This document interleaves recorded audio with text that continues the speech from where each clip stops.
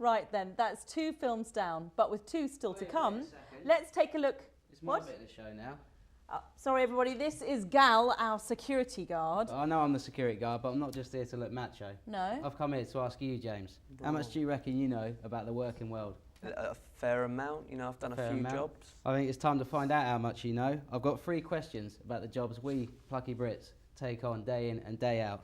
James, are you ready to test your job squad general knowledge? Yeah, let's do it. Let's play. According to researchers at Oxford University, what is the most dangerous job in Britain?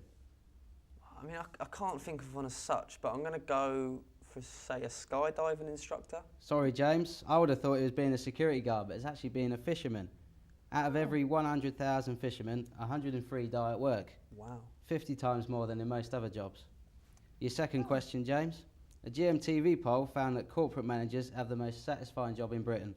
But which job came second? A bank manager. A bank manager? Sorry, James, you couldn't be more wrong. Apparently it's being a hairdresser. Oh, right. Spending your day chatting to the great British public must make this job a cut above the rest. Oh, brilliant. I'm here all week, thank you very much. Your final question, James. Finally, the marketing agency One Poll has found that more and more people are making up wordy titles for their jobs to make their rather dull careers look more interesting on their curriculum vitae. For example, if someone tells you they're a highway environmental hygienist, you're more likely to call them a road sweeper. How many of the following job titles can you translate into real-world normal jobs? Right. First part of the question, what is a transparency enhancement facilitator in real life? A HCO. No, it's a window washer. Second part, media distribution operative. Distributing manager. No, it's a paperboy, James. Come on.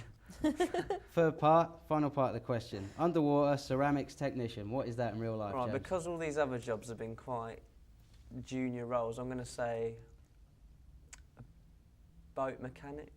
No, it's a washer-upper, James. Ah. Very obvious, I think. What do you call yourself on your CV, Gal? I'm a public preservation facilitator. Right. And don't you forget about it. Oh, well, you keep on preservating. Excellent, I thank you will very preservate, much. yeah. Thanks a lot. Okay, back to the matter at hand. As James still has 2 more films to see before he can decide which of our job squad will be today's winner. Up next is Chris Philpott's film about John Mays, a shopping centre security guard. Okay, I'll admit it's not the most interesting job around, but sorry, Gal. However, unlike our security guard, John has an alter ego that allows him to transform into the idol of children worldwide for just 1 day a year. My name is John Mays. My day job is a security manager at Prince's Mead. I think everything I do is interesting, even from the moment I'm getting to work. It's to me, because security is so different than other jobs. I have a special job at Christmas, and it makes people happy. It brings people together, it makes them smile. It can even bring them into tears. At Christmas time, I'm Santa Claus. My most exciting day's got to be Santa's arrival, without any doubt. Let's please give a warm Farnborough greeting to the one and only Santa Claus. He's here! Wow! Ready? 5, 4, 3, 2, 1! Woo! Merry Christmas! A heartwarming story there, I think. Do you think you could work with children, James? Yeah, I mean, I reckon I could. I mean, like, it depends on certain factors, say the age range, and increasingly as I get older, you mature and you understand what they've been through, and it'd be quite cool to give them guidance. Do you think 1 fantastic day at work a year is worth having a dull job for the other 364 days? Well, I mean, you've got quite a different perspective on that. I mean, if he's got that job, it's inclusive of Farnborough anyway. Right, that's but true. if he's doing the 1 day, you can't do that job full time, No, can you? no, that's true actually, and maybe people know the rest of the year who he really is. I don't know. And how do you think Chris's film compared to the others? It's a little bit. I'm not going to say above, but it was more technically apt, and it made me want to watch it, and it got me involved, and Okay. it ended really nicely. It had a nice feel to it. Okay, And that all sounds good. It got me smiling. Thank you very much, James. Right, well, he mustn't speak too soon on the winner, because on top of the other 3 great films that we've already seen, there's one final contender for the Job Squad brand new Mercedes. Theo Curlin's a Londoner through and through, moving there aged just 6 and quickly developing an interest in rap music. Now aged 20, Theo is better known by his stage name, Master Shorty. He was voted one of MTV's favourite up-and-coming rappers. He's collaborated with Vanessa from the Saturdays, and he even has his own iPhone app. Master Shorty's childhood friend, Tyrone Grosvenor, sends Job Squad this film about the boy that done good. I'd say the first thing that inspired me to actually take music seriously was me just entering talent shows and talent competitions. And then from then on, with my tracks that I'd recorded previous to that, people would come down to the talent shows, other artists that were older than me, understood what I was doing with my music, saw my talent, and, wanted to help me out more. So, the first stage was a guy called Semtex from, he was originally from Holston. And then from Holston, he kind of moved down to Brixton, and around them areas, we was always recording together. He was a reggae artist at the time called Jermaine. And then he put me in contact with a guy called Sparky.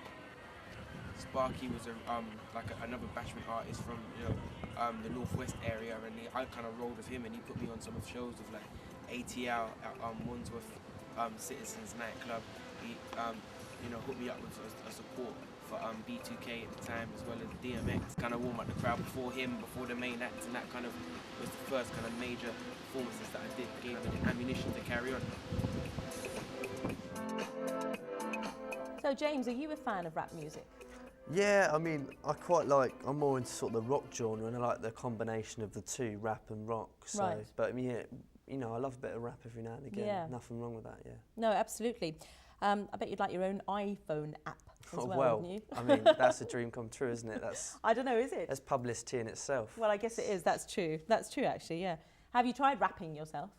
Yeah, when I was about 12, Right. didn't work out, so Yeah, I think it's let really it go. hard, Yeah. isn't it? It's really hard. It's a real Trying skill. to get that lyrics, it's not so hard. I'm not too bad at creating lyrics, but trying to get that flow and that Yeah. energy to, Yeah. maybe the first 10 seconds you can get something down, but then from then on to be consistent. No, that's true, actually.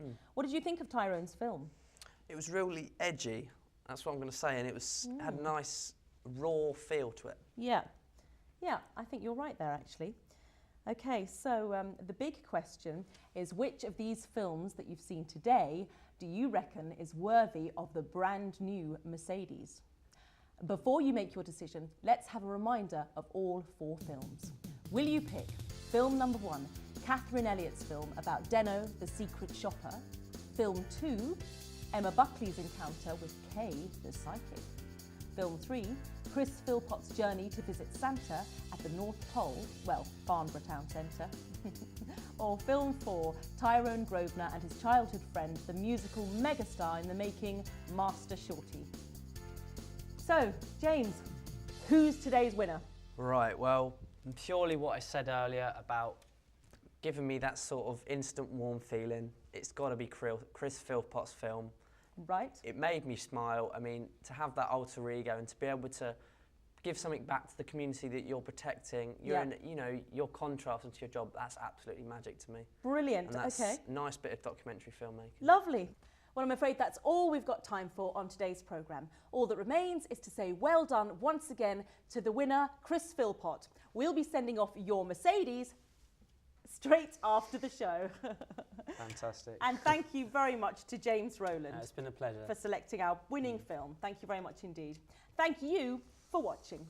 I've been Annalise Lovell, this has been James Rowland, and I hope you'll return to my recruitment agency soon for another edition of Job Squad. Goodbye.